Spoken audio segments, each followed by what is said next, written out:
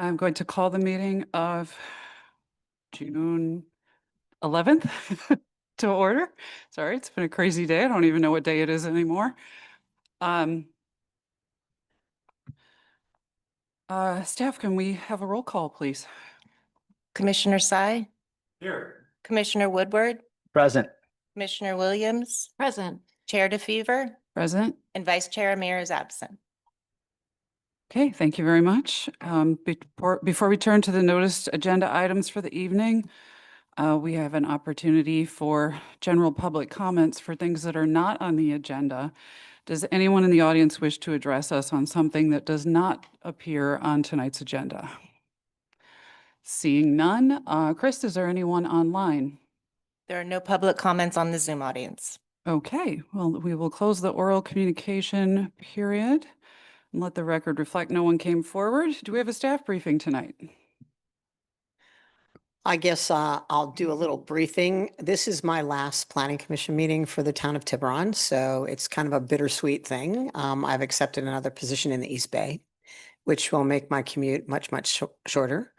That's really hard. I've really enjoyed working with each and every one of you. I think you made my job a lot easier and sometimes difficult, but a lot easier. Difficult in a good way because you made me think about things I might not have thought about previously. So I appreciate each and every one of you, and maybe our lives will cross again. I am going to be the community development director in the city of Albany, and you may come visit me at any time. Congratulations. Yeah, congratulations. We will miss you. We should visit her at the open invitation. Yeah, yeah. Take our opportunity to be in the full- public and ask some really good There- questions. I wasn't saying it that way. I was thinking more on a lunchtime adventure rather than like skewering me at my new workplace. You're no fun. Okay. All right. I think we have some minutes to review. They're from March 26th. They were, to my fellow commissioners, unless maybe it's me and I printed things out of order, they were kind of mixed in with one of the exhibits when I printed them. Do we have enough people who reviewed them that we can vote on them, that spotted them, that we could vote on them? I see Erica Williams is nodding, Commissioner Williams. I typically have, because we have action minutes, well, they're always incredible minutes, thorough minutes, but I've reviewed them and I don't have any changes to make. A little shorter now that they're action minutes. They're definitely more manageable than they used to, especially for long meetings. I also don't have any corrections or complaints or comments. All right, well, I'm going to ask if someone would like to move to approve them, then hearing nothing. So moved. All right, and we have a second from Commissioner Woodward. Commissioner Sai, would you like to vote on the minutes or abstain? Oh, yeah, I'm ready to vote. For sure. Yeah. Okay. Oh, are you? Yeah, sorry, I was running the vote, which we don't usually do. I do that in other meetings. Usually I defer to Chris, so sorry, I'm causing confusion. All right, and I also vote aye. Chris, is that good enough, or do you want to run it through again? Okay. Oh, right. Yes, they motioned, and I still have to ask them whether they say yes or no. Okay, you know what? You do it. You can actually do a voice vote on this. There's no need for individual votes. Oh, You can do a voice vote. on the minutes we can. Just do an all in. Ah. Absolutely. All right, wisdom on Dina's way out that we'll hopefully remember. Okay, so that's good enough then. All commissioners voting. Favor. Yeah. There's a motion and a second, and then all those in favor say aye. Aye. Any opposed? Hearing none, the motion carries 4-0. Thank you. Thank you. I need to remember which board I'm sitting on and not try to run the vote in the ways I do in other boards. Okay, thank you very much. All right, moving past the minutes. Let's move to our action items. Mhm. I think I pass it to the staff. Do you have a presentation on, where's my Yep. agenda item D1, Okay. which is the interim update on the use of amplified music during special events at the Art and Garden Center located at 841 Tiburon Boulevard, which was conditionally approved at the March 26th Planning Commission meeting. And then I understand it also went on appeal to the town council. So we're here to get an update. That's correct. So I wanted to note that tonight there is no action by the Planning Commission. It is solely a discussion item. And what you stated is correct. Since the time that we had the hearing in March, there was an appeal that went to council on June 4th. June 4th, they made some suggestions for a revised resolution. That resolution was placed on the next council meeting. It was then continued to the meeting, which is on the 18th for adoption. What you're going to be hearing tonight is what did the landmarks and the neighbors do since the time we had met in March, and what in fact you might want to direct staff. You can direct staff, there's no decision, but you can say, when we're coming back in November, that there are certain items or certain things that you wish to see. You're able to ask us questions. I just want to make sure both you and the public understand that tonight you're not really voting on anything. You're solely listening to both the Landmarks Commission, or the Landmarks will provide a brief presentation, and then the public has an opportunity to speak. And you, of course, can decide with respect to how many minutes you wish to give for people. Doesn't seem to be a very large crowd tonight, so I'm not as worried about repetition of statements. So it's up to the chair and the commission with that. And we're available for questions throughout this discussion as well. Okay, so I'm treating this as a typical public hearing, despite that we're not taking any actions. Public hearing with respect to hearing public comment, but it's a discussion item, so I want to make sure we understand that. So it does follow protocol with respect to how the public is going to speak and what kind of questions you have. Are we having a separate opportunity for the applicant, or is there not even an applicant? The applicant is here because know that what this item is, if you read this, it is the interim update for you to hear about the Belvedere Tiburon Landmark Society and the CUP, and to kind of understand what's happened since that time. I will say that, it's March, the end of March, this meeting happened, and then it was appealed in June. So there was a lot of work in between with respect to the appeal. So I would say that the amount of kind of resolution or things that we have already brought together, like do we have a noise study, et cetera, we haven't been able to do that yet. So I think this is for us to hear what both the community and the landmarks have to provide to you with respect to what they thought about and where we are. And then for you, you can ask them questions.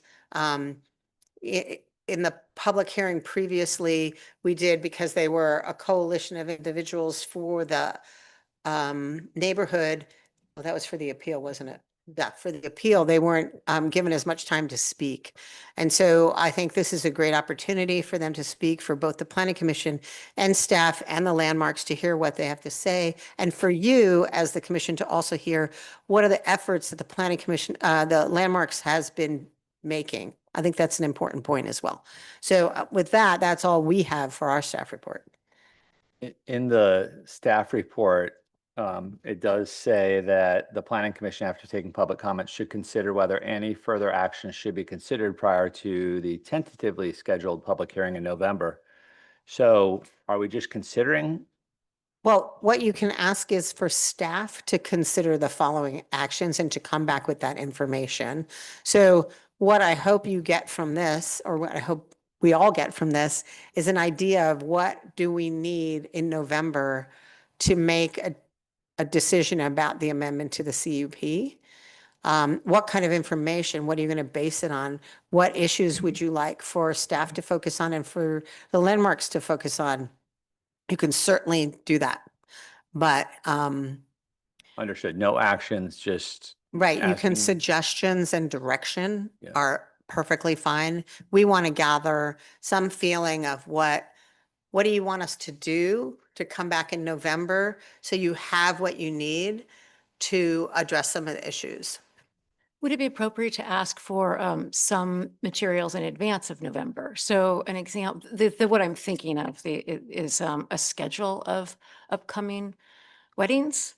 Which is So- something we talked about, I believe, at the last meeting, and for commissioners who would like to, you know, You can ask them today about that scheduling. We didn't provide any packets to that effect. There were some, I think that the Landmarks is going to go through and provide to you some of the weddings that have taken place.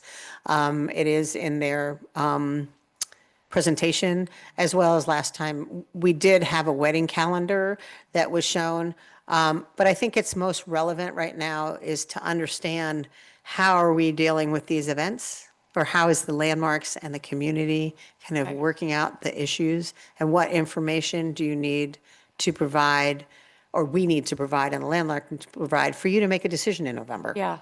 Well, the reason I ask is that, you know, often we do make site visits just to look at the physical conditions or the use. And if if sound is involved, no, you know, we'll go for that purpose. And so for me personally, it'd be helpful. And you know, if there are weddings prior to November, even just to walk around the neighborhood, I would be interested in that. So I will ask that. I will. That's perfectly fine. You're allowed to make site visits and gather information in that manner as well. It's so that you can make the decision. It's not so that you can Exactly. decide tonight. I totally understand. This would be for a future visit when there is a wedding. I Right. can make a site visit anytime, but I'd like. He just to wants an know. invitation to a wedding, I do. basically. I but- know. My memory is we've actually, Commissioner Sy was kind of angling for an invitation last Yeah, time. I Tonight think so. Yeah. But I think that definitely Okay. is something that they discussed before. They did provide us with one, and I'm sure they can provide that again Great. today. Okay, thank you. Any other questions? Okay, then I think we are comfortable moving forward to the applicant presentation. Technically, you have 20 minutes, but because we've heard most of what you presented at the previous meeting, maybe just keep it to updates and relevant, very burning relevant issues. And we appreciate that. Thank you. Yeah, staff had advised us along those lines, exactly. I'm Mark, and again, I'm Mark Freiberg with the Belvedere Tiburon Landmarks Society.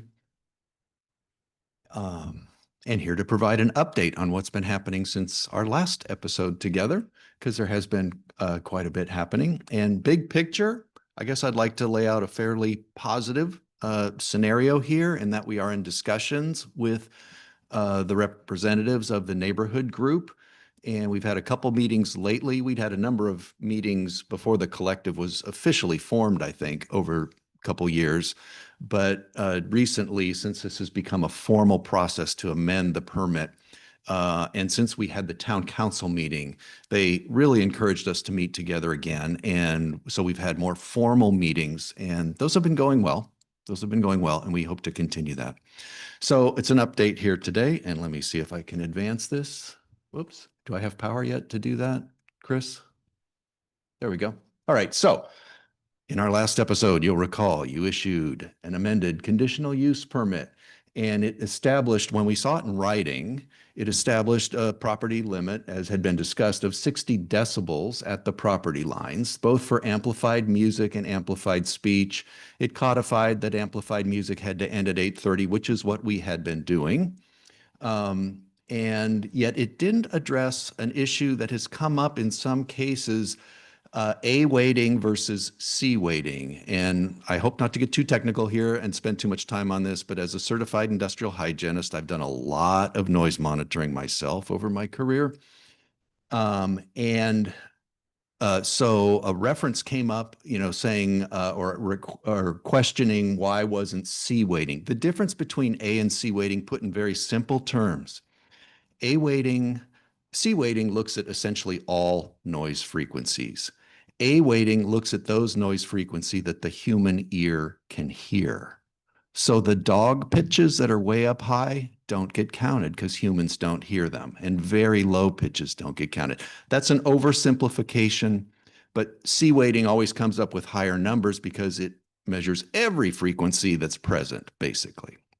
Now, A weighting is by far the most common because it measures what the human ear perceives. And so standards such as your own town general plan refers to decibels A weighted. Cal OSHA standards, decibel A weighted. Caltrans standard, A weighted. And so we just wanted to confirm because it didn't say here A weighted or C weighted. With staff, they confirmed it's A weighted. And then the other thing we wanted to confirm was, is that with the traffic noise from Tiburon added in, or is that just our sound that's emitted from our property? And they said it was the latter. And you'll see why that's very important in just a minute when I show you some of the background readings that we got. So on-site noise monitoring is required to verify compliance. And we've been doing that internally with me doing the monitoring so far at every wedding so far that we've had. And I've been there for the whole time that amplified music is present, recording the monitoring data. Submit a noise monitoring plan, which I developed working from the third-party consultant that we had hired earlier for the simulated wedding event that we were first allowed to do. So using the technique of waiting for a gap in the traffic whenever possible to record what is the noise level being emitted was part of the methodology used. We'll see that, you know, this whole monitoring using internal, I won't say staff because I'm not paid, I'm a volunteer with Landmarks, but using internal personnel is what's been changed by the town council going forward. All right, and then our update mentioned in the bottom line there is where we are today. And so let's move on. This is the wedding calendar that was requested. And so we'd had 17 weddings originally. Actually, we had 20 originally when the questions came up about whether amplified music would be allowed. 3 couples ended up canceling. And we've now had 4 weddings that have been completed successfully. They are married.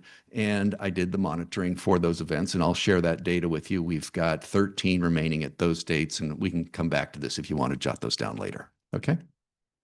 All right, so looking down on the site from up above, this is a site layout, and I'll draw your, so Tiburon Boulevard is at the bottom. The opposite boundary we're calling north. You know, the whole thing is on a tilt, but we're calling that north, and the right-hand side east and the left-hand side west. I want to first draw your attention to the 2 areas in the middle that have the gold stars. The gold star on the lawn, that's because those 2 areas are where most of the sound is created during a wedding event, outdoor wedding event. The lawn is where people set up their dining tables for food and beverages, and that's where we tend to have speeches made that are amplified. Okay, and then in upper right from that is the brick patio area where dancing typically happens and, you know, mingling before then. But the main thing and the largest portion of a wedding that creates noise for neighbors is the dancing portion, which is usually the last hour or so. I'm not saying that no noise is created beforehand. That's just the most intense period is the end. Okay, and so then those golden arrows show the places where I have done the monitoring so far at the property lines. Partly those locations because you can get sort of close to the fence. This is an art and garden center, and those property lines are for the most part heavily landscaped. You can't really see the fence even in most cases. At letter E there for east, not only is it right next to where the dancing music happens and sometimes amplified speech, but it's also very close to that eastern neighbor's house. I can see the house when I stand there through the brush, and I can get fairly close to the fence line. At the north sampling location, I can actually, crawling through some ivy, get to the fence line. And as you can see, it's got a fairly straight shot both to the lawn area and the brick patio. So that the exact placement depends on where the people set up the speakers and whatnot. But these are general locations. On the west side, I first started by monitoring events at what's called W1, the top arrow on the left, because again, I could get to the fence there. And I could also, you know, get a glimpse that the neighbor's house was in that location. Then later on, I realized that what I thought was a garage of their property towards Tiburon Boulevard is actually, and maybe it was a garage at one time, but it's a residential part of their building. And so that's down by W2. And although I can't get to the fence there, it's very thick brush. I just stand as close as I can to it with the brush scraping my back and take measurements there as well. And that also, as you can see, has a more direct line to the patio and the lawn. Okay, so first thing I did after we got that clarification was just to go out there and get my own measurements of what the traffic on Tiburon Boulevard was doing. I'm sorry you can't read this more, but I'll point out some of the numbers that's important to grasp. Now, let me first say, picture you're using a handheld sound level meter that's been calibrated, is on a weighted scale and so on. And you're right there somewhere where you can hear Tiburon Boulevard. We all know it's not like a freeway with a constant drone. It is a 2-lane highway, and there are times when there's traffic, and then occasionally you get breaks in the traffic. And when those breaks happen, you see the numbers drop substantially, 10 decibels, 15 decibels, sometimes more. So what I did is similar to what our consultant had done, measure for like a 60-second period at each location. And when the traffic's going by, record what is the very highest level when the traffic is there. And then when there's a traffic break, what did it drop down to? This graph is showing the highest level. So all these numbers are when traffic was present. They are not recorded simultaneously. I had to walk around and do this. So this took 2 hours to create, all right? These are not like a snapshot. But roughly speaking, take a look at the numbers, and I'll read some of them to you. But down at the bottom, right next to Tiburon Boulevard, not even at our property line, I don't think, but at the gate and so on, 70s. And in fact, in the lower right, there's a mid 80, 84 decibels, all right?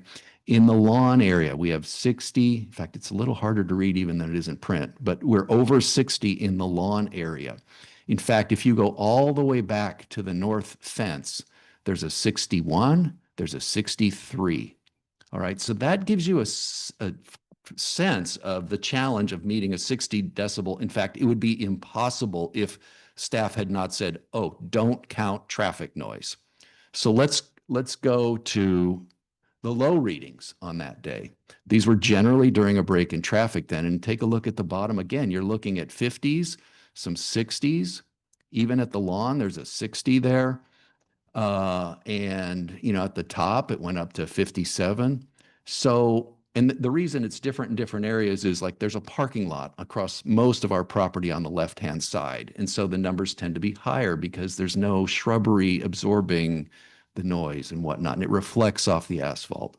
But I just wanted to give you a sense of the degree to which Tiburon Boulevard is a major issue. And I would say, my own opinion, looking at the numbers, our noise floats up and down on top of these traffic levels. All right, so let's look at some of the readings I got at the weddings. And the first is Jonita and Kevin's wedding on April 5th. It was a moderate-sized wedding with 80 guests. Amplified music started at 2 p.m. and ended at 8:30. Now, first off, I want to point out that for the majority of that time, when we say amplified music, it's actually at what we call background levels. It's gentle music welcoming people as they come onto the property. It's music as they mingle and talk to one another. It's music as they're eating their dinner. It's not until you get really to the end of the whole event, the last hour or so, when people dance. And then the levels are significantly higher. So the ranges that I show here, if we go down then and look at the western fence line, it says 48 to 56. This is no longer no traffic and traffic, okay? All these numbers were during traffic breaks, so we're recording our sound whenever possible. Sometimes there is no traffic break, so I just got to write down what it was. All right, but a low of 48 at one point on the western fence and up to 56. For this event, I was only measuring at W1. I hadn't realized that this other location might be good. So this is western 1. The northern fence line, 50 to 57. Again, okay, no problem. The eastern fence line, that neighbor is most at risk if we're talking about what's the noise exposure. So during the background music, which is again most of the event, it was low.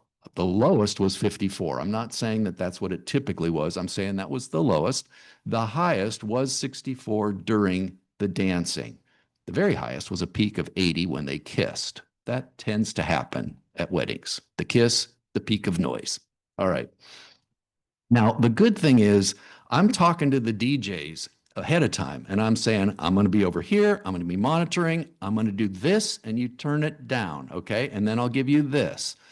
And that, I want to say right up front, is the big advantage compared to when the town council was talking. I'm skipping ahead now. When the town council digested this, one of the council members said, you know, isn't there like a machine you can set up and it just gets these numbers for you? And I think the advantage of having a human being professional there, you know, is, or somebody who's at least trained on how to read the monitor and, you know, use it properly, is that you can give immediate feedback. Turn it down, or you're okay.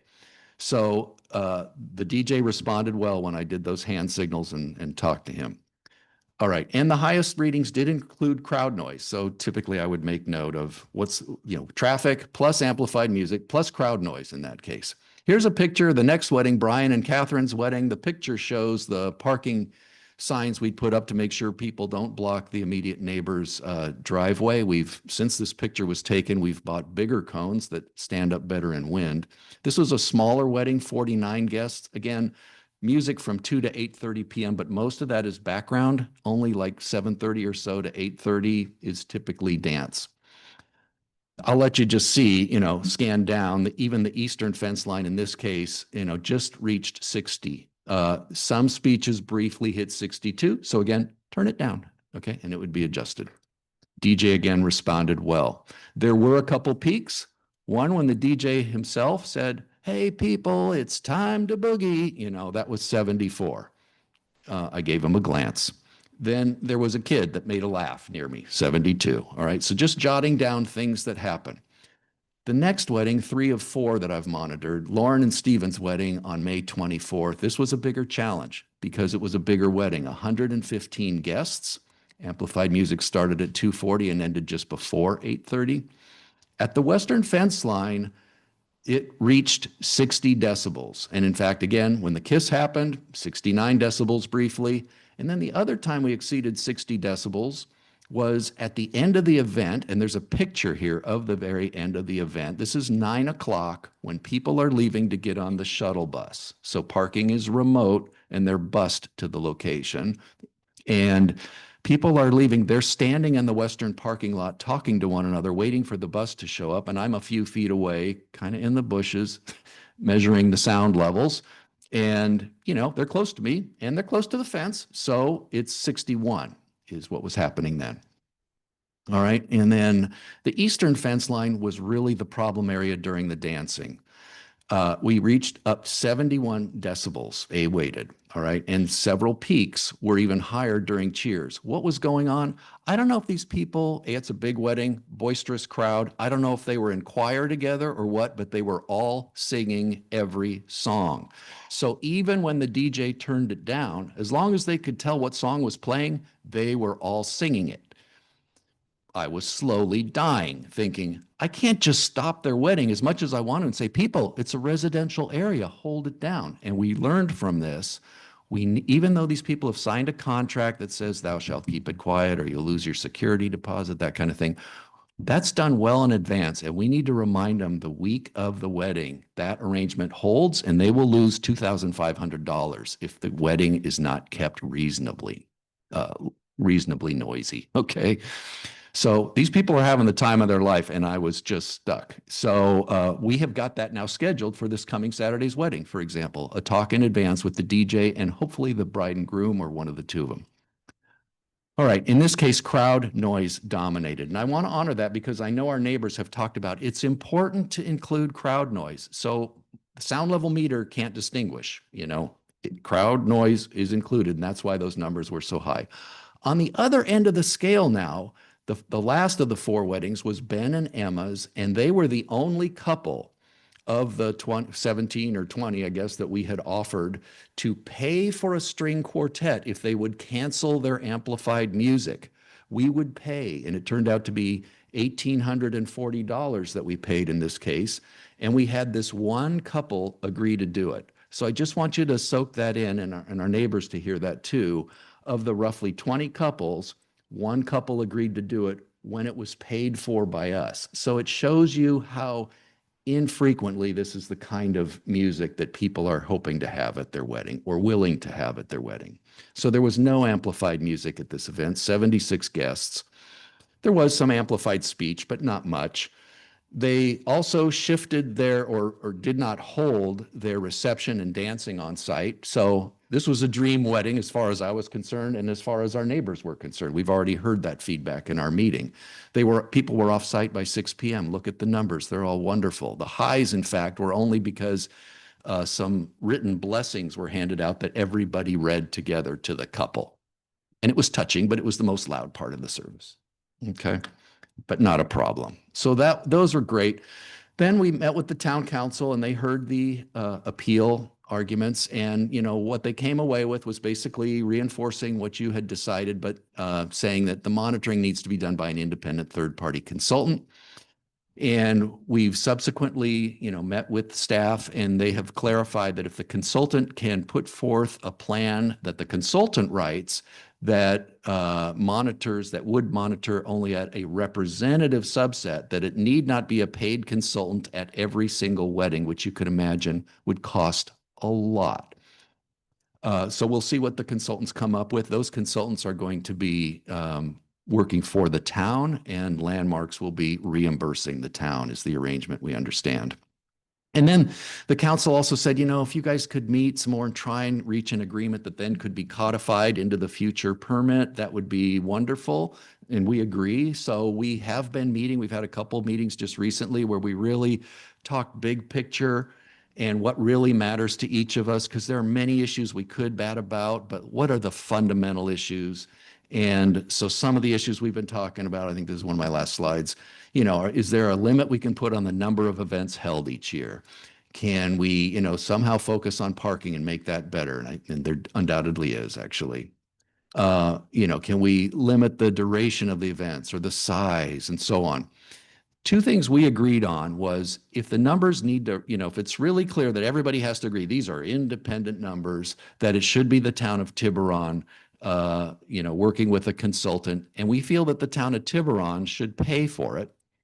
And that's because the town of Tiburon has expressed an interest in this being worked out and has expressed an interest in supporting the events and bringing in these thousands of people to Tiburon who otherwise never know about our town and so on. So we'll see where that goes. But also, we're all upfront that if Landmarks cannot at least break even on this property financially, then we have to consider, what does the future look like? And so we really, I think, are all motivated together to find something that works for all of us and that's livable. And so with that, I'm open to questions.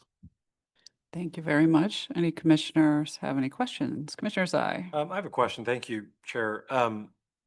Prior to events happening, does the society call the neighbors to discuss that there are weddings that are about to occur?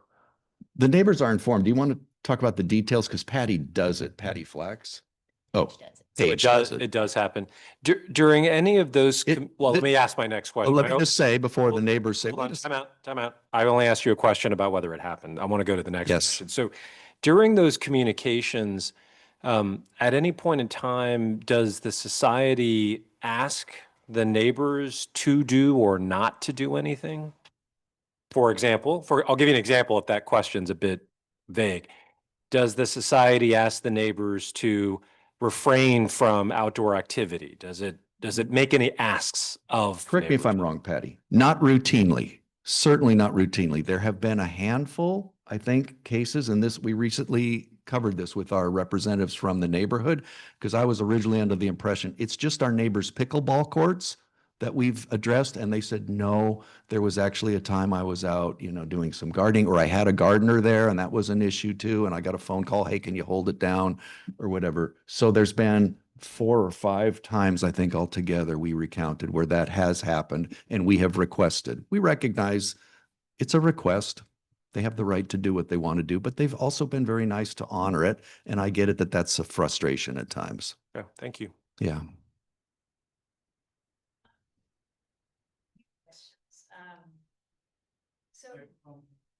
Oh, your microphone's off. It's really wonderful to hear that conversations are happening, and that's the best way to arrive at a win-win situation, which it really sounds like everyone wants to see happen. And I appreciate you going through the issues that you're currently really you've identified as the top line issues. And I'm wondering actually if while I'm talking, if that last slide can be put back up so I can just jog my own memory as to what those issues are, kind of the obvious ones. I was looking at a presentation that the coalition provided, I think to the town council, but it was in our packet for tonight as well. And similar issues, which it sounds like you're talking through. So number of events per year.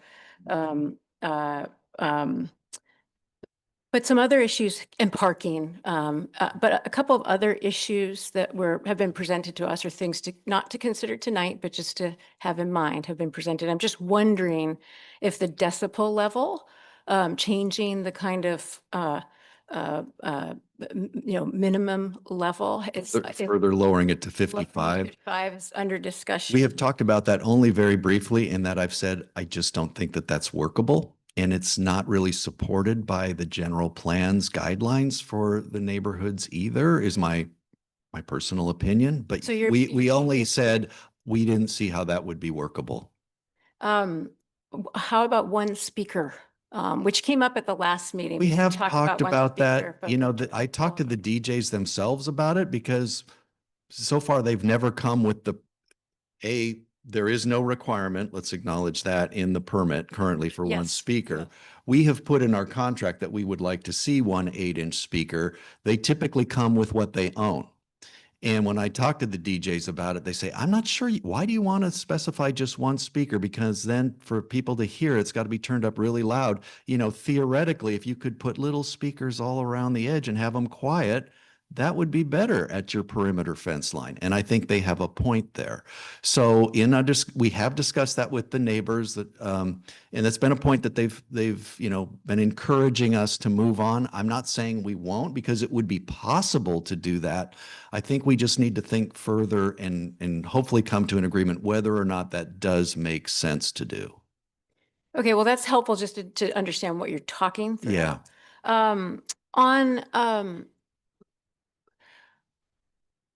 To a question that Commissioner Sy asked, I'd be so curious to see what is presented to the couples in advance of a wedding. I know there's a contract.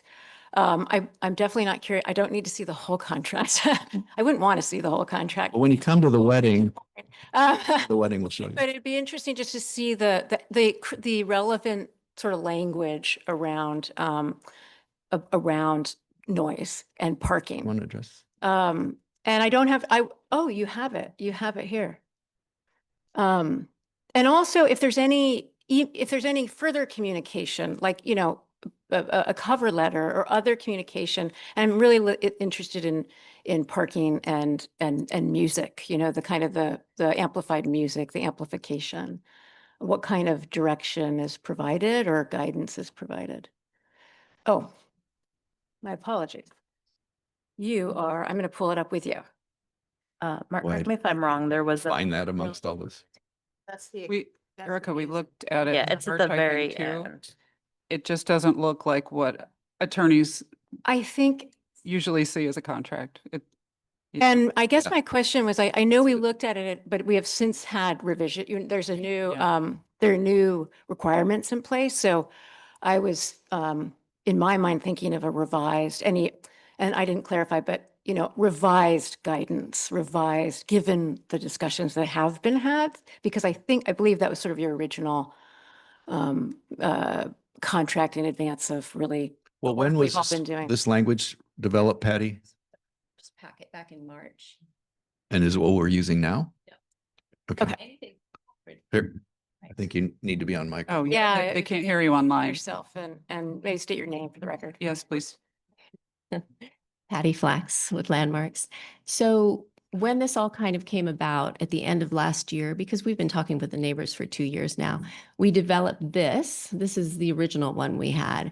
Now we haven't booked any more weddings. So this is the one that went out to the weddings that are here in, They're coming up. So you haven't provided updated guidance based on the new requirements? yes, we have. Okay. I would We assume so, definitely yeah. have, yeah. And so that's just been correspondence. Yeah. So we don't have to get into the granularity of that, but it's course. something I'd be interested to see in advance of the next meeting. The agreement that we're Yeah, now. what are you, okay. what do the couples know before they come to the wedding? Because that presumably guides their behavior. Yeah. Or doesn't, constrains or doesn't constrain their behavior. So I'd be very curious to see how what we talk about is communicated to the participants for the events, because that is another thing I would think to think through so that everybody is kind of playing from the same playbook. Sure.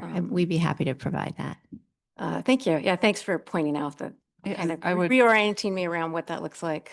I would add also, I mean, I was impressed that you offered to pay for a string quartet, and I would assume that's not in the, well, maybe it is in the contract language, that offer, but try to think before the November meeting of all the things you are saying to them so that we can make sure that we understand what those conversations actually look like. Sure. So while we did that during the period when we could not have amplified music. And then when the permit went through allowing amplified music, now we're not offering to pay for string quartets anymore. We cannot afford to do that at all. Okay, Yeah. okay. Thank you for the clarification. Sure. Okay. Any other questions for the applicant? I have a Yeah, couple more. I'm going to look Okay. at my notes. Well, no, Okay. jump in because I'm, A quick question about the string quartet issue. Has the society considered whether or not to, as one of the many options y'all are looking at, one of them being to only allow folks to have a string quartet? So I think Mark addressed this a little bit earlier when he said, when we offered it to all of the weddings this year, only, well, 3 canceled and only 1 agreed to it. And I did hear that. That's actually why I asked the question, Yeah. because one thing that was unclear to me is if you had essentially a new series of couples who are looking to get married, they're separate from the ones who already had expectations about what they could do. Mhm. So let's call them, just for conversation's sake, 2026 Yes. couples. And this is somewhat hypothetical because it sounds like y'all have not maybe baked this idea a lot, but I'm curious, I guess, whether or not for new couples who don't know what any of the conditions would be, what the society thinks would be the case if going forward, again, we're talking about 2026 couples, they were only presented with the idea that you could have a string quartet. Yes, that's correct. So before I worked with Landmarks, I was in events for 10 years. And so now I've been in events for 20 years. And my experience of how weddings are going these days is that they want to dance and they want to DJ. So if we were to say you can only wed here with a string quartet, I think our numbers would be very dramatically reduced. Okay. That's a personal opinion. And I'm asking you to guess, so I accept that fully. Thank you. If I could add from a sound perspective, this site is at a disadvantage compared to other places where you could have a string quartet wedding that are remote from roadways. We've had 14 couples visit the site to see if they want to get married here, open their car door and say, never mind, I don't need to see the site. It's just too loud here. And I'm not saying those are string quartet couples. Those are just random couples. So this site is at a disadvantage because of the road noise. I have one more. I have another, maybe the last question related to that idea. You had shown a slide before from what looked like pretty painstaking work you did doing an evaluation of just, I think you described it as traffic related noise. So that's absent, of course, any amplified noise, a string quartet, anything like that. What wasn't clear to me, and you may have said it, but I didn't see it on the slide, is the day, not the date, the day of the week and the time of the day of the week. right, yeah. Right. And the reason I raise that point is because there's obviously a difference between, we all know this, if you live in Tiburon, there's a difference in traffic on a Saturday, which is, I think, a typical wedding day, right? That was the day I measured. It was a Saturday. Oh, okay. So you did measure it on the same day a wedding would occur. That's an answer. Okay. That's what I was looking for. Thank you. Jump in. Commissioner Woodward. Yeah, so thanks again for bringing this back and sharing the updates. You know, this is obviously a tricky position here. I had the same question on the string quartet, so I appreciate Commissioner Sai asking it because obviously the numbers look attractive. I do think it's hard when you're measuring when there's a gap in the traffic noise, because presumably when there is traffic noise, then the volume gets turned up, the string quartet plays harder, or people are more boisterous so they can hear each other, sort of to the point of when people get out of the car and they open up the door and they're like, oh, it's too loud. So if something's loud, what do? You get louder so that you can hear over it. And so I know that the requirement was to record noise when there is a gap in the traffic. I would actually be interested in the opposite and seeing some of the recordings with the traffic noise in the background. Because worst case scenario, you're going to capture the traffic noise. If that's the peak, then that's the peak. It's the traffic noise. But, you know, potentially the peaks are much higher because people are trying to speak over or play over the traffic noise. So I get where you're coming from with that, but the traffic noise Mark mentioned, it's not a freeway. So I think if it were a freeway, yes, people would keep trying to get more and more elevated in their conversations and their music. But because it does wax and wane, I think that might not apply, but I'll let the specialist. Yeah, that's part of what I was going to say is it comes and goes. So it's not like they're turning it up, turning it down. And if they turned it up and left it up, I mean, I'd be like, no, it's too loud, turn it down.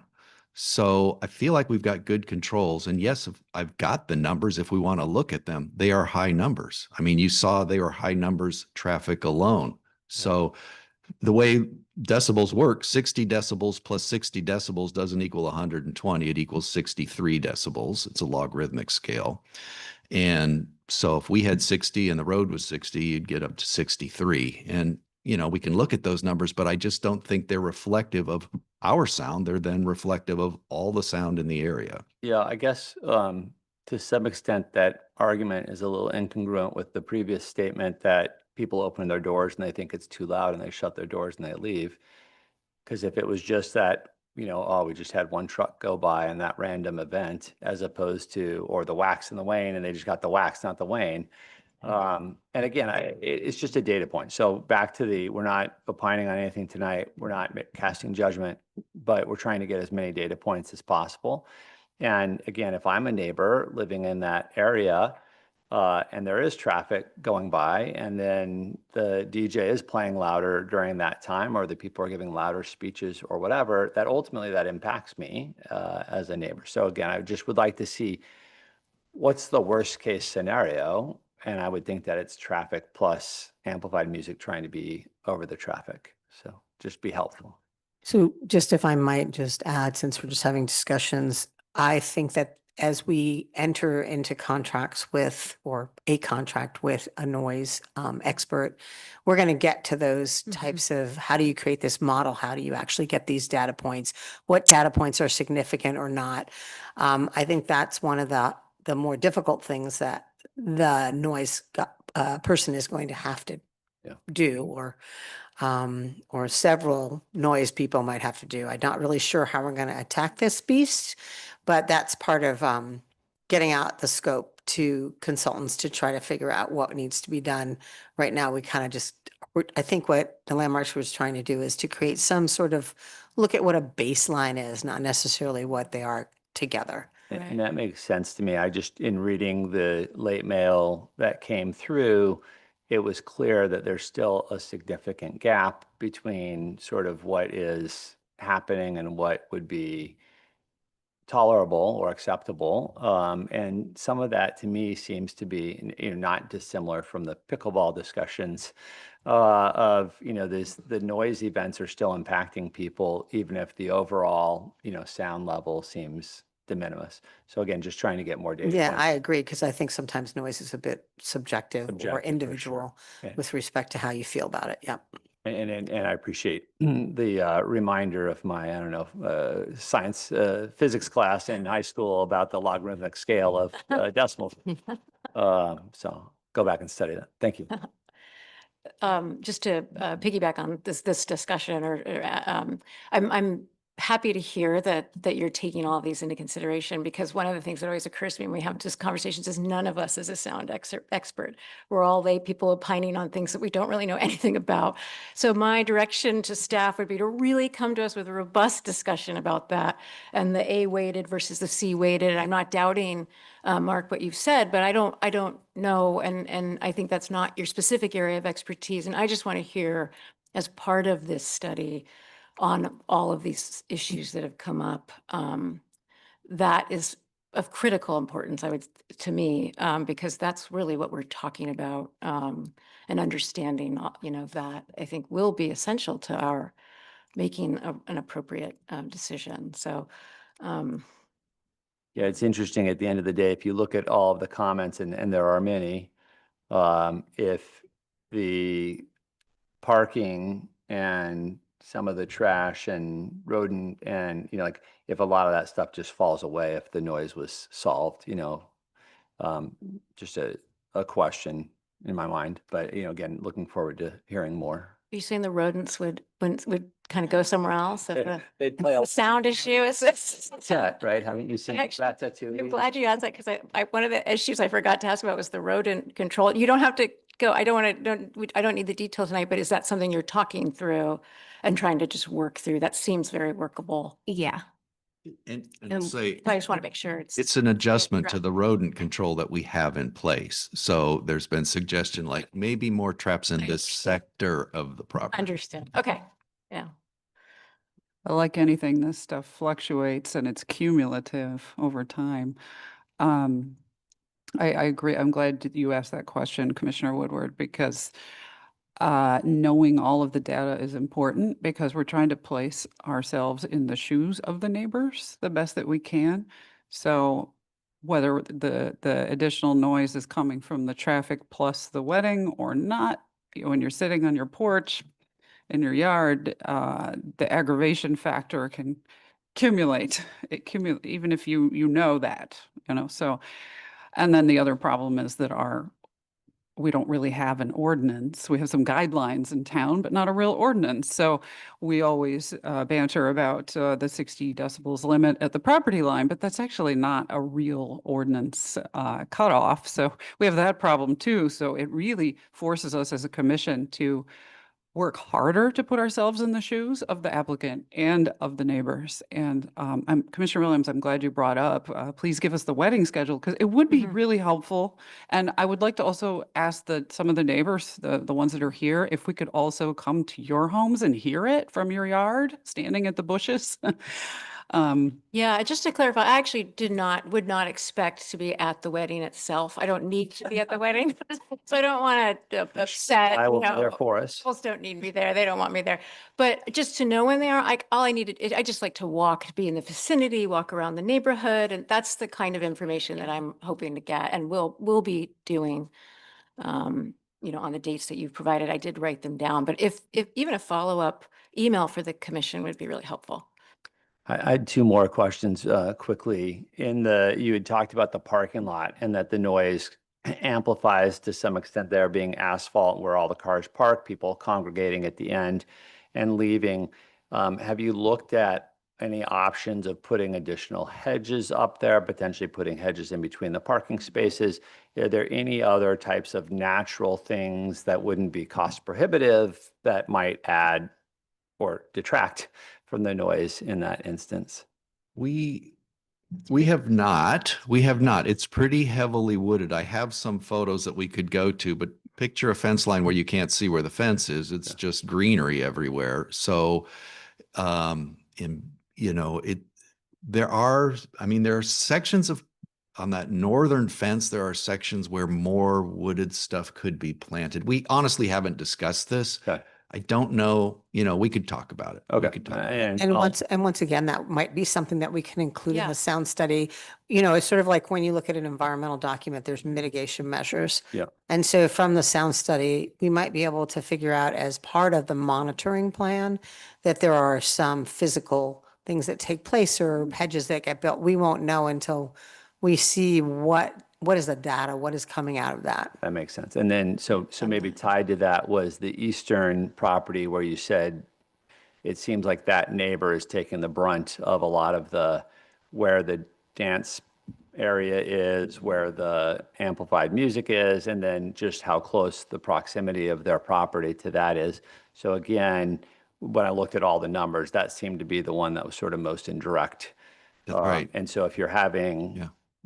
additional conversations with that particular neighbor, trying to think about mitigating circumstances, Mhm. which may be literally, hey, anytime somebody breaches this and we take their deposit, we'll just hand it to you. But what are those things that? Right. But at least again, not looking for solutions, just that you're thinking about, since that particular one seemed to be impacted. Yeah.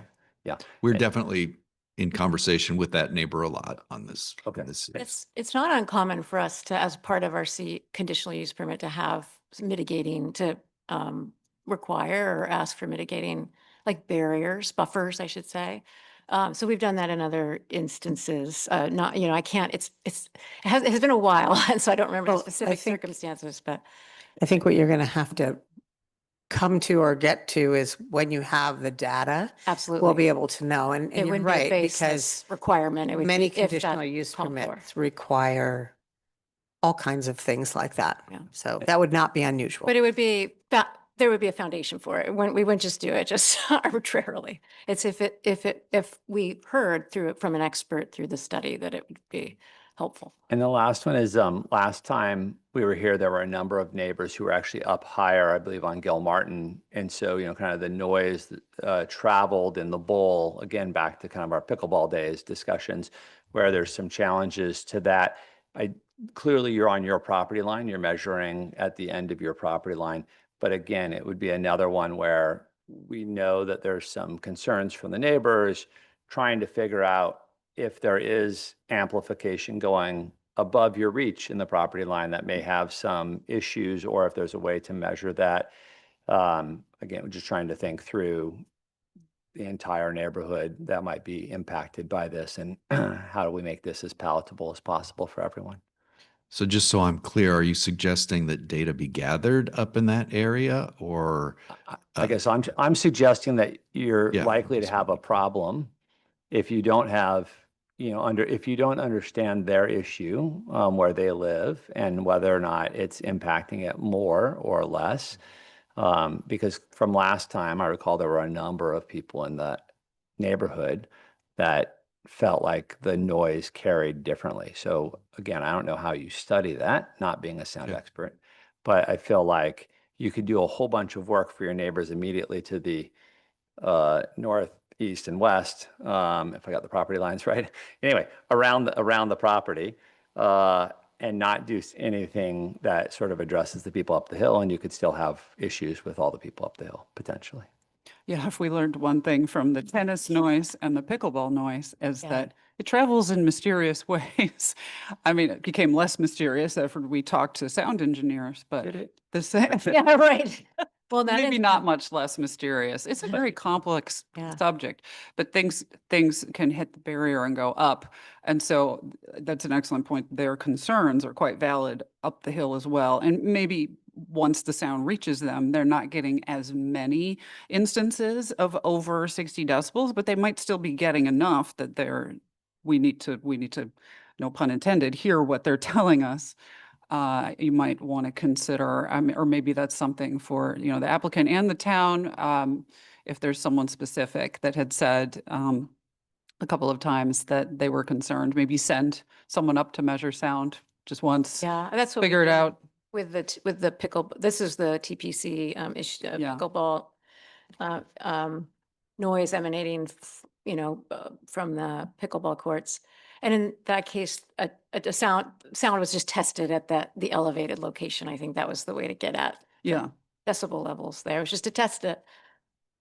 Can I ask one more question? Sorry. It's supposed to be a fast discussion. We received a mail from the Art and Garden Center Neighborhood Collective, and it said it consists of all 7 neighbors surrounding the center. So maybe, are you familiar with this collective, presumably? Yeah, We're and we discussing have with you regularly. A That's part of diagram your- of their locations compared to our facility. So we're, Okay. aware of the geographic Okay, array. and so just from that collective, it looks like they're all basically flat around you, like directly around you. So the collective today doesn't consist of anyone up the hill. Those people haven't joined in or had the. There is one. There's one. There is one. You mapped them all out for us. I don't know if it's, I said, that's yeah, good, you mapped. I them don't know if it's possible to put you. this photo on the, there's a photo at the start of the handout. From the late mail. of Late, the- late mail number 2. Let's try. And I mean, I we think, have I think one of the things that we should, addresses too. we will, as part of the sound study, provide this map, the concerns of the residents, the understanding of what we need from them, because it's not just solely what's happening in those 2 areas of the music. Yeah. Right. It happens as it expands out, and what is it doing on the property line? And then what is it doing up the hill? Because I know Right. we had that with our favorite people at TBC. Yeah, so that, I guess that would be to put a fine point on my request. If that collective remains at those 7 homes, that's super helpful to know, right, over the next 3 months, 6 months, that those are the 7 that we really are focused on, how do we address? If the collective continues to expand, sort of up the hill and 10 other houses join in, would love to know that now before November, right? Like as that happens, and so we can sort of see the where people may have issues. Again, just trying to think in advance so we're not blindsided in November. Okay, any further commissioner questions for the applicants? Seeing none, thank you very much. Thank you. We will now open for the public hearing, and you will each get 3 minutes. There will be a timer, I believe, on this television over here that you'll be able to see. And you can come up when you're ready and introduce yourself. And it's also helpful if you tell us your address or give us a sense of where you live around the disputed property. Thank you. Good evening. I'm Cam Shadan. I'm the eastern neighbor. We have 3 other persons here. Each of us get 3 minutes, so that's 12 minutes. But I have the script, so may I just go ahead and read my script for everybody? We typically don't allow the combining in that way. Dina? So this is not a public hearing. You have a lot of latitude in how you Okay. distribute minutes. Just like you said, they have 20 minutes, but if they want to do more, less, or in between, they can. And so that is up to you. I'm going to say yes then. Thank you. Yeah, it's not going to be more than 10 minutes.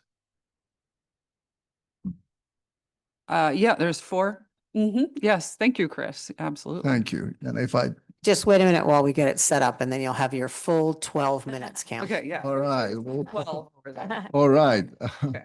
So I'm going to ask Sam to project we had 16 slides for the council. I'm going to use 8 of those slides. So dear honorable commissioners, I'm Cam Shadan at 849 Tiburon Boulevard, eastern neighbor, which has the highest noise. I have lived and volunteered in Tiburon for years and was asked by the neighborhood collective to give you an update today. Before I start, I want to say something. That is to dispel any myths about our appeal. We are not here against landmarks. In fact, this shows that without mediator, we have been talking very civilly with each other, friendly. Or we're just, not against mission or a reasonable number of amplified events spaced in alternate weekends so we can breathe. Because in October, if you have 3 weddings and it's the best month of the year, every Saturday you can't work in your yard because you're afraid that the ceremony is going to be disturbed because you're washing your car or, cutting a piece of wood. We are simply requesting a town to amend the conditional use permit to limit the number of amplified events and space them so we have some free weekends to enjoy our backyards without having to disturb landmarks ceremonies in the afternoons or be disturbed by their DJ music at night. And those instances have been many, many instances. Some of us we've brought up, like my son was washing his car with his friend and was told to shut up. Let's see. Slide number 1 to 4. Our neighborhood collective is really shown in that first picture, although you have already talked about that. This picture shows collective that consists of all the surrounding neighbors. We formed because the Commissioner's Cup resolution of March 26 did not account for our rights and concerns. We needed landmarks to abide by some boundaries and guidelines for a residential area. This CUP, as written, permits unlimited and frequent number of events with no limitations that are acceptable to the neighbors on spacing, duration, size, noise, and other impacts on the neighbors. I will note that this is the only blanket conditional use permit that we know in Tiburon that allows outdoor music and amplification on an ongoing basis. Okay, our goal is to simply be able to enjoy our homes. Our goal is also to work with landmarks to balance the negative impacts of weddings on the neighbors with landmarks' financial needs and to develop a win-win solution for all concerned. So some background is helpful here. It is important to put all this in perspective. Mrs. Newman donated her property in 1995 for use as an art center and to preserve the gardens for public use in perpetuity. Since then, the center has become more like a commercial site. In fact, we looked at the deed, and there is a provision in there in a perpetual public trust for establishment of the Art and Garden Center to be preserved, maintained, improved, and operated in perpetuity as a botanical and historical landmark and as a community art and garden center for use by the general public. Landmarks used amplification despite the 1997 conditional use permit that strictly prohibited the amplification of all music. The CUP resolution of March 26 added in amplification, but did not limit the total number of the events and other issues that we discussed. Landmarks, we are in the background now, I think. Yeah. Can we go to the background? Next, yes. Okay. Yes. Landmarks did not hold a meeting with neighbors prior to the Planning Commission's meeting of March 2025 as a collective, did not accept our request to meet prior to council meeting, specifically as a collective. We asked for that meeting. We appealed. We appealed to the council because we felt we were not heard. We were not heard anywhere. On May 21st, 2025, not June, the council heard us and ordered independent sound monitoring and encouraged landmarks to meet with the neighbors. Landmarks and neighbors met on June 5th, just early Monday. We submitted landmarks our best and final offer. That is to limit the amplified events to 14 spaced in alternate weekends while we await for the results of the independent sound monitoring and resolve the other issues, because those will take some time. And there's a reason for 14, right? Because when you put the calendar from April to October and every other weekend, and you take out a couple of weekends that are Halloween or something, it ends up being 14. So it's spaced every other weekend. It gives us a room to breathe and do our work without having to disturb them or them disturbing us if we have a party. Landmark responded with 16 amplified events and wanted to address the other issues at the same time. The Landmark's counteroffer was not acceptable. Landmark was going to meet with their board that night on Monday and let us know. We heard today, this afternoon, from Patty that Landmarks wants to meet again, and we are open to that. We wanted to wait for this meeting before we schedule that meeting. Let's go to slides 8 and 9. which is decibel levels. Go to the pictures. Yes, right there. Now we have done our own monitoring. I'm a licensed electrical engineer. My license is still current, and you can look it up in the state of California. Mark has some background as a hygienist, but I heard that his license was not current. That's one of the members. So, but neither one of us are sound engineers. You know, as an electrical engineer, though, I know waves, energy accumulate. So if you have 5 speakers, it doesn't mean that they're all vectors, and these vectors at different directions will vectorially add and create a sound. So as an electrical engineer, I know that. As a mathematician, I know that, but not a sound engineer. I'm looking forward to that sound study for sure, like all of us. So 60 decibels is listed in a CUP as a maximum ambient sound level. Yet neighbors' measurements on April 6th and May 10th weddings at the lowest level of activity, that is during the ceremony, not dancing and all that, is just exchanging of the vows, was more than 60 dB, as you can see here. And next picture. And over here. Yet 60 decibel does not take into account the crowd noise and the speakers on loud, microphones. I mean, they're congratulating each other and all that. But one thing I want to just share with you personally, we're talking about the 80 decibel kiss. We have a lot of 80 decibel hoorays. I mean, think about 90 minutes of the music, and every sound is about 3 minutes. During that 3-minute music, there is going to be a hooray. I can assure you, people are going to shout. So in 90 minutes, you're going to get, I can't divide right now, too nervous, but you can just divide it up. 90 minutes divided, but that's how many hoorays you're going to hear in those 2 hours and an hour and a half when they're dancing. So it's just not that one kiss. It's a lot of kisses. Let's go to slide 15 and 16, please.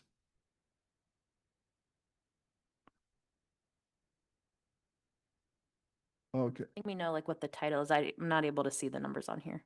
Oh, okay, sure. Now this is right. This is right here. Okay.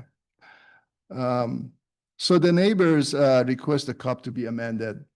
For 2025 weddings, we understand you were very considerate and you allowed the 16. We like to keep it at 16. We don't want any more, right? We are as concerned as you are that, Landmark's contracts should be honored. So we talked about 55 decibel levels. And in our meeting on Monday, we showed flexibility to 60 dB. We said, okay, we understand 60 dB is what it is, dBA, and we told Landmark if we agreed on everything, we have some flexibility on that issue, on that request. Allowing one 8-inch speaker that is directed toward Tiburon Boulevard as specified in Landmark's own sound study. If you review their sound study, the engineer says one speaker towards Tiburon Boulevard. And goes back to my earlier comment about sound waves adding vectorially, cumulatively. So more speakers, more cumulative impact. We believe we believe if they do that, this takes out the issue of having to control DJ and crowd pushing the DJ to turn the music up by actually structural design, right? So we are not always trying to beat the DJ. I mean, can you imagine all these people are drinking, the music goes down, they're going to get angry, they're going to talk to the DJ. It's a big management problem. It's a big disturbance from us. We have to be on the phone calling them. So if we structurally can limit the noise by a certain system, that helps. Installing additional road control station around neighboring fences. We talked about that. Landmark already has a pest control service and understand our concern, especially near the kitchen and compost area where it's enclosed. So birds don't pick up any wasted wood. It stays there and the rodents get over. I have installed my own boxes too. I've already caught 2 rats in the last 2 weeks. I didn't want to bring the picture. It would be too disturbing. And have expressed their willingness. Landmark has expressed their willingness to increase the number of stations there after monitoring the area for another month. Now, rodent control should be a condition of the CUP because like other mitigation in our request is a material information about food service. So if you have food service and you're doing a CUP that allows that, rodent control should be in the CUP, in my opinion, in our opinion. Limit the 2025 weddings to 16 currently committed. So we are honoring what you did. Okay, we are saying, okay, keep it to 16, please don't increase any. The $2,500 deposit and all that, you guys, we have 3 lawyers here. Come on, are you gonna really deter somebody about $2,500 deposit on their most important information in the event in their life? They're going to go loud and they're going to party and we're going to be disturbed and we're going to be calling Landmark and Landmark is going to be beating over the DJ's head. It doesn't hold any water.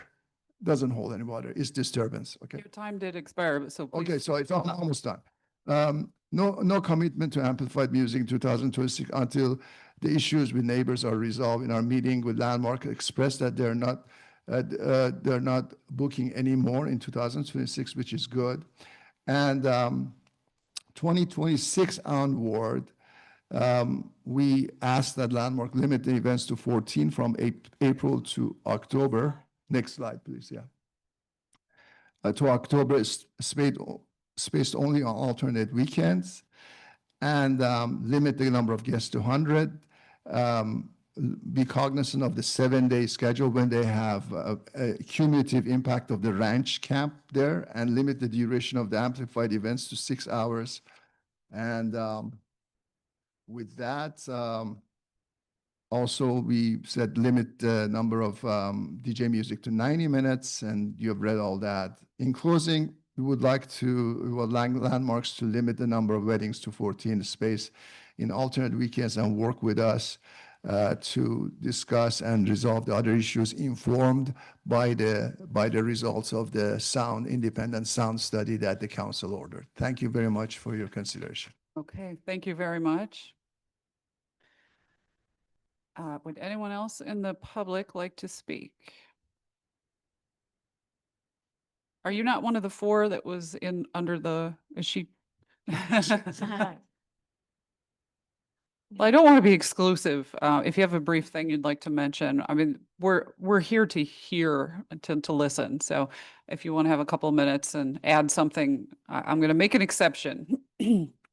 Please tell us your name and Sally generally Sadie. where you reside. Yeah, my name is Sally Sadie. I'm part of the collective. I live on 10 Gilmartin Drive.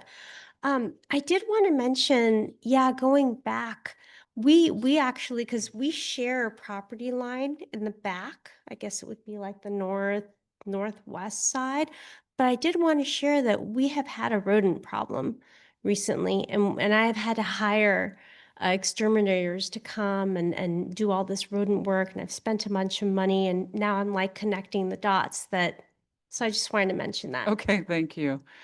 Yeah. Open to any questions. You did offer QA to the other party, so I'm also open to any questions. Yeah, if the commissioners have, for the people online, one of the second to last speaker asked if we have any questions for him that we could ask. And thank you, we do, and we can even ask to bring you up if we have a question. So Sure. yes, we hear you. Thank you very much. Would anyone else like to speak in the public comment period? Okay, seeing none. Anyone online? Anyone online? Yes. There are no comments from the Zoom audience. Okay. And we do have time for the applicant rebuttal, which I believe is 5 minutes. Yeah. It's not a public hearing. So Or just not a hearing? just to let you know, this is not a public hearing. This is solely a discussion item. So I think You can keep asking questions, but it's not really a rebuttal. I just want to make Okay, that okay. clear. So And- really, it's very broad, but I'm trying to follow some sort of structure. It's a very hard structure because it's sort of like an informational item, Yeah, which you're not making a decision about, but you're kind of getting some information in order to direct us so that we bring back what you need to make a decision. I just want to make that clear. So you're not going to be changing anything in the current resolution. That's Right. not what's happening tonight. so we're just making sure we hear everything that we need to hear before November. I would think it's helpful to hear what the applicant would like to say. Do my co-commissioners agree? Is that a- Just as a member of the public, I mean, I would just sort of consider it an additional comment as part of the discussion, so. Okay, seeing no objections, please state your name and then. Patty Flax with Landmarks. So is it all right if I am making a public comment, but sort of commenting on some things that we've heard? Yes, of course. all Yeah, right. of course. Can we set the timer for, oh gosh, should we do 3 minutes then? Since this is, yeah, let's do a 3-minute. Yeah. Okay, 1 second. So I did want to speak to the rodent control because I know it is a concern of our neighbors, and we have had pest control the entire time that I've been with Landmarks. I'll admit that the pest control we had up until last month was not what we would have liked, and so we fired them. So, and this is before we knew that rodents were an issue for our neighbors. But I'll also say that that neighborhood has rodents in it, whether there's food or not. It's right off the water.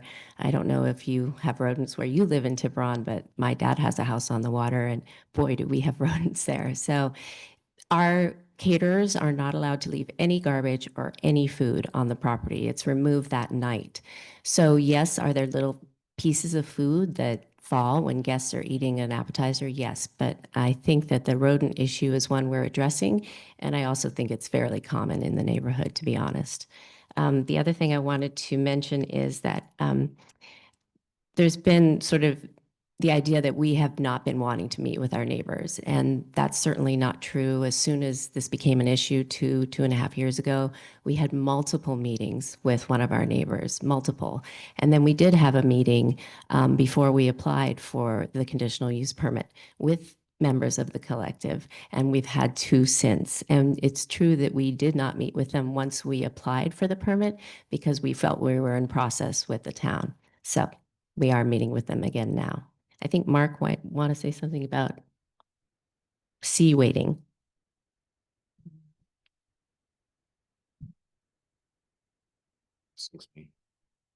I'll just point out that when I took a close look at the photos that they showed of their own handheld meters, which I don't know if they're ever calibrated or what, 3 of the 4 photos are set to C weighting. So, and I can understand they worked with a consultant who for some reason said, well, it should be C weighting. Well, I don't know why Landmarks used A. I've already talked about the background and all regulations are written in A. Thanks. Okay, thank you. Okay, anyone else? Chris, can we reset the timer to 3 minutes? Sir, if you could state your name. Yeah, Phil Casu, I'm board president of Landmarks. As you know and see, weddings are noisy. But one of the other things we constantly look at for this property is the financial sustainability of it. So as we're going through moving around numbers of events, number conditions on noise and all these kinds of variables that we're working with, we're keeping track of the sustainability of the property. And if it becomes unsustainable, then we have to look at other options. So thank you. Thank you. A question. We have a for you. question for you. Yeah, while you're there. Mr. Kasu, hold on. Is there, like, given that it's in a trust, in the structure of the trust, what happens if you deem it unsustainable going forward? Is it possible to sell it? Do you bring it back, those funds back into the trust? So it's currently in the will, it goes to the Audubon Society, Okay. which is a national society, a little different, not quite the local focus that you have here. And their mission is not necessarily historical items. It's more nature. So it would pass if you decided you no longer wanted to maintain, you being the collective Landmark Society, maintain and manage, it would then, you would transfer it effectively to the Audubon, presumably assuming that they. As the will is written today, yeah. Yeah, okay, thank you, We have to go to probate court and all that, but yes. thank you. I have a question for you. What is the board's position on the neighbor's request for 14 non-contiguous dates by which the society would be capped at having weddings? We're looking at it. I mean, that's part of our discussions with the neighbors, and that's the number of events. And as stated earlier, we need 16 to make it work. 14 is a request. We're kind of working in toward that number. We'll see. That's why we're having another meeting coming up. Thank you. Okay, thank you. I have a question for Oh. collective or for Cam, which I didn't get a chance to ask Oh, earlier. we If I can- can. Sorry, I can come I have back one up. question All for the right. board for the, Sorry. I'm sorry, for Mr. Oh, wait, for Mr. Kasu, Kasusko? yeah, Oh, and Mr. or Kasu- actually, it could be for anybody with landmarks. It just, this ranch summer camp, and forgive me if this came up at the last meeting, but when is that again during this, when does that come up? It's in the summer. Okay, I'm sorry, can you say it into the microphone? I know it's a lot of up and down. Middle of June to the middle of July. Like June 15th, I mean, right? Yeah. Okay. Thank you. And there's no camp the week of July 4th. Okay, and then Commissioner Woodward, you had a Yeah. question for the collective. For the collective, for the Hive. So when you're thinking about the decimal volume and kind of the limits on it that you've requested, and 55 was a number that you guys had come up with, and 60 was the kind of generally accepted, in Tiburon, I guess, a lot. But is there anything, the science behind the 55 that you came up with, like why that number versus 57 or 52 or 20? Like what was the? It was a suggestion of one of the neighbors, and the reason we brought that up because we needed some margin of error. If 60 is the limit, then we could see from those readings that we're pushing over 60 all the time. So we felt that you can get some buffer, but the reason we also showed flexibility to pull away from that requirement was because in talking to Landmarks, it looks like if we are moving to a direction that there's agreement, we could live with 60.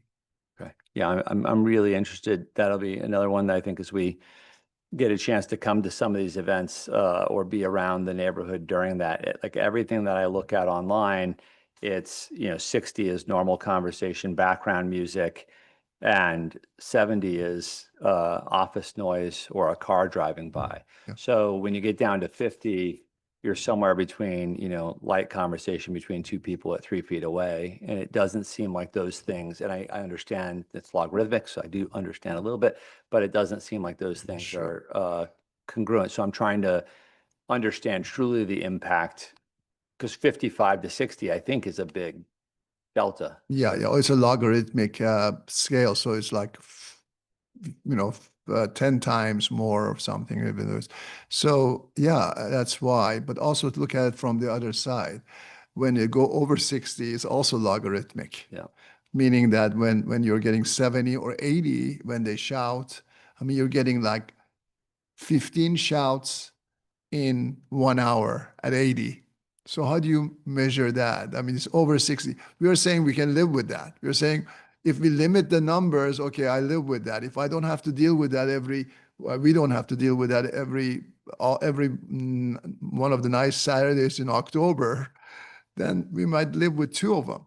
But that's why we are trying to limit the disturbance because, 80 shouts at 80 decibels throws all of this out the windows. Thank you. Thank you. I have a question, if I can, for you. Sure. So you also have in your request with respect to 2026 weddings, a cap at 100 guests. It's a similar question that Mr. Woodward asked, but is 100 derived from some formula you did, or is that just a number y'all landed on? I mean, I can start that, and Kim, if you want to say something also. Again, we felt that when you saw those numbers that Landmarks showed you at 75, things were fine. When it went over 100, 115, you pushed up on the readings. So, I mean, I can just refer to the landmarks readings. When the crowd is less, you're less reading. Also, the shouting, the celebration, when you have 100 people shouting at the same time is different than if you have 150. And I have a somewhat related question in that sense for you. You heard the presentation that the society provided, a pretty extensive presentation. Is there, putting aside the presentation you already gave, is there anything in particular that you disagree with? And in particular, I'll focus you on, there were pretty extensive readings that were done. And some of the information that you provided in your presentation were based on the idea that events are happening beyond the hours they should. And so my question for you is, do you disagree that the society has been abiding by restrictions on timing for amplification, amplified music? Which currently it's 8:30, I believe, is the, No, they shut it down. In my experience, they shut it down on time. Okay. Yeah, but there's several things that was brought up, that one of them I remember right now, and that is, in fact, in their current conditional use permit, condition number 17, it says that since the landscaping, if the landscaping proven insufficient based on neighbors' comments, the status of landmarks erecting fence along the property line should be considered. It's actually in the current conditional use permit. So those things are good things, because those can be mitigations. Once we get the noise study results or sound amplification result, then if we can get that type of recommendation from the expert, right? So that's something to be considered. Thank you. Yeah. following up on Commissioner Tsai's question about the landmarks presentation, I noticed you've asked for amplified music to be limited to 90 minutes. Is that, and we heard in the presentation that the dancing portion of where the music is, I think that's really kind of the time that we're talking about. That's the most significant. Yeah, yeah. The landmarks has said typically that's about an hour. So is that an area of just factual sort of disagreement? I went fast at the end, that was right? the next Because thing. that was in the, but basically we did discuss that with landmarks. Number one, we also talk about 6 hours for wedding. We're not talking about everybody for 6 hours. We're saying just the guests in 6 hours. So some clarifications I was going to make. The same thing on this 90 minutes. It's 90 minutes of DJ dancing music. It's not amplified music. So we clarified that with landmarks in our last meeting. And would you disagree that typically so it sounds like that in your experience, that's not typically only an hour. It goes on for longer than an hour and a half. It is. It is. I don't think it's an hour. I think it's always been an hour and a half. Yeah, it's an hour and a half. Okay. Okay. So that was just, Yeah. okay. That's helpful. Thank you. Yes. Okay. Any more questions from the commission? No? Good. Thank you. Thank you. The gentleman behind you would like to speak. Just for 1 minute, just one relevant fact. It's up to you as the chair. Let's do 1 minute. Okay, thank you. My name is Carl Weichel, and I am part of the collective and reside with my wife at 835 Tiburon Boulevard. In the recent discussion regarding 14 and 16, we haven't seemed to reach agreement on that. They're holding for 16, we're holding to 14. And we heard the landmarks president discuss the financial complication with not achieving those other two. During the last meeting, we suggested raising the fees a little bit, and apparently the numbers are only $3,000 to $5,000 off. But I just want to put things in a bigger perspective. The landmarks, who've got a lot of responsibilities with 4 properties and maintenance, is absolutely a reality that we respect. However, the Landmark Society is a 501c3 by IRS permission, has public information available about their income. And I just yesterday went on to ProPublica's Nonprofit Explorer to find out the financial conditions. The revenue for the landmarks last year, they reported in their 990 form was 536,000 in income. The previous year, I believe, was 736,000. So as far as being cash tight, I'm sure if they're looking for $3,000 to $5,000 to justify coming down, that should be considered because there is money coming in from various sources. That's all I have to say. Thank you. Thank you. Okay. I am going to close the public and applicant hearing portion. I know the rules are a little different tonight. This is the first time we've done a, what was it called? A discussion item?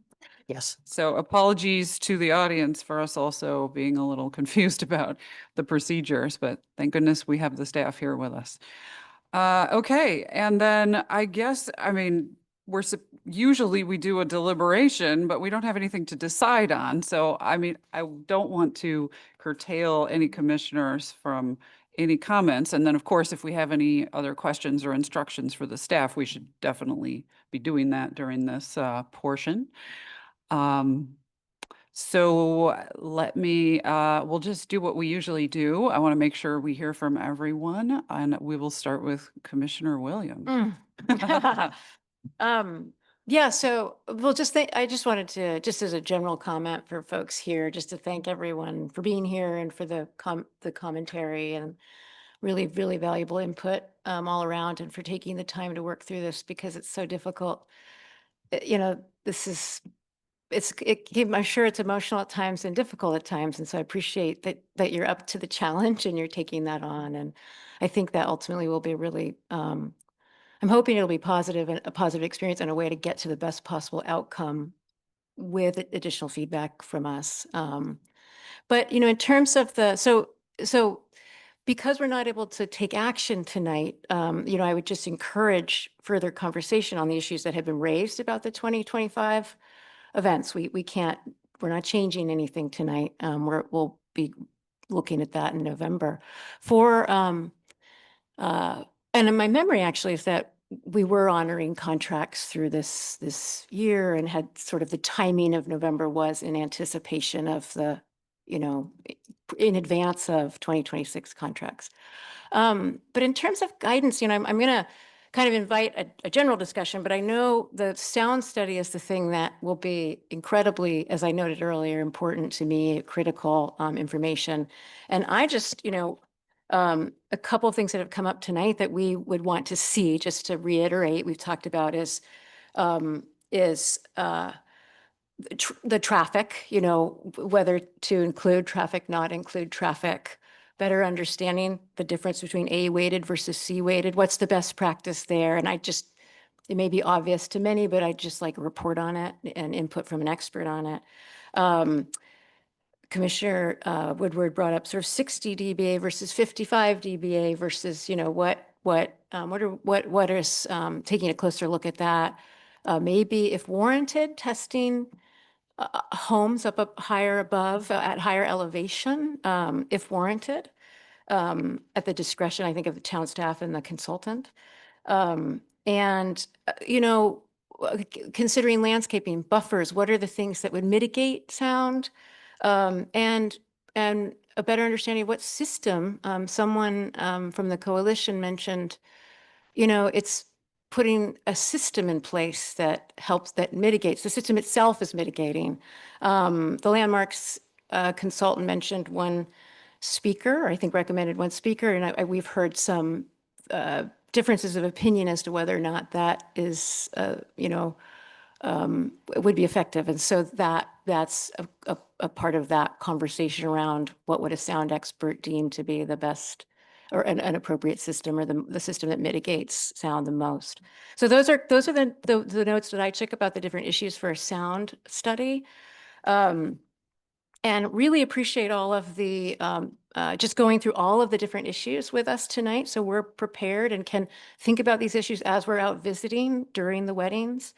I would love the report to reflect what has been decided and agreed upon by, you know, mutually agreed upon. And then, of course, obviously, the staff memo will talk about what are the outstanding issues that we need to decide, but just a real clarity on that. Because I would love to see and to give credit to everyone for, I imagine you will come back having resolved many of the issues.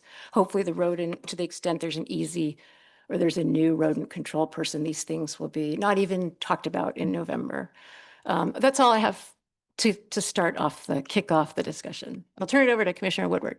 I don't even know how to follow that. Yeah, I would just say, look, I think both sides need to figure out where that happy middle ground is before November, or without a doubt, someone's going to be very disappointed, because it's just going to be next to impossible for us to navigate, the gap that exists today. And I spent a lot of time while listening intently, of course, also sort of researching like what's 55 decibels versus what's 60 versus what's 65, because why, if you go 5 one way, maybe we can go 5 the other way. How much of a difference does it make? And if you look, and I use ChatGPT, so I cheated like my kids do in class, but it's at 55, it's clearly untenable for any sort of commercial environment, a quiet office environment, background music, birds chirping, a car passing by, a quiet suburban street. I mean, we probably all wish to live in 55 decibel noise. And again, I know that doesn't take into account the staccato of, kissing and kissing celebrations, we'll call it. But, and at 60, it's sort of more normal conversation, air conditioner, refrigerator, background music, quiet cafe, office noise. But at 65, all of a sudden you start to get into things that are annoying, for sure. Traffic noise, vacuum cleaner, lawnmower from a short distance. So it's just that little difference.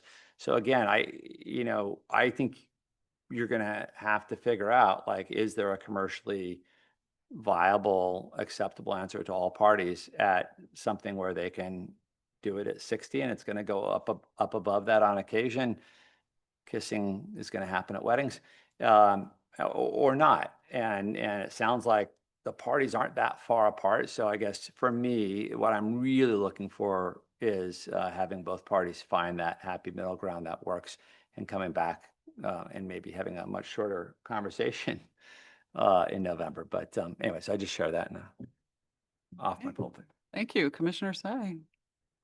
I just have a couple of quick things. One, thank you to everyone for their continued work on this. I think it's helpful. The second is, I think for staff, any sound study is, to me, principally going to have to be contextual, in that it is a sound study of the sounded issue, but also an apples to apples comparison of the same day of the week during the exact same time period. I would kind of presume in the first instance that the study will already do that, but if it doesn't, it's going to be a big gap for me, because it's difficult to assess what the sound in question is really like without the context of what it otherwise would be on that same Saturday at the exact same time period.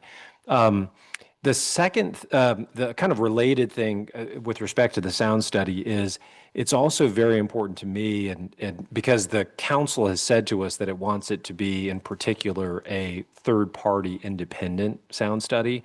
I think in that same way, along those same lines, we should make sure that someone from the Association of Neighbors is included and allowed to participate in the actual conducting of the tests themselves, to the extent that someone from the society would be there too.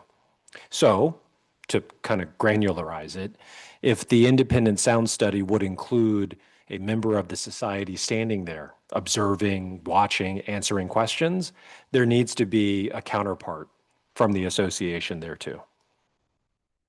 And then the third and last thing is, Dina, thank you for your service. It has been wonderful working with you, and I'm sad that this is our last meeting together, but I've really enjoyed it. Thank you.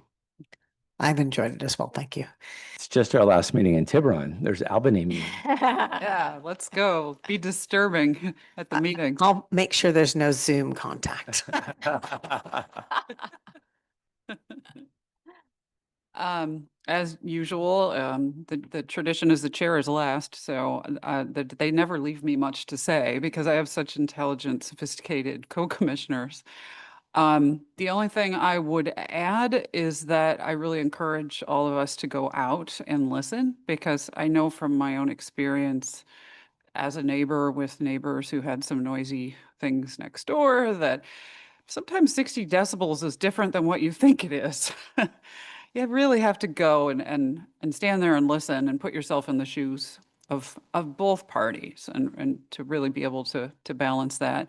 And then the hardest part for us, as we know, with the previous issues we've had with sound studies is it's also really hard to reflect repetition or continuing noise. So, okay, maybe the noises like the kissing cheers occur, however many times, and how many of those is okay, and how loud is okay, and it's not just the set.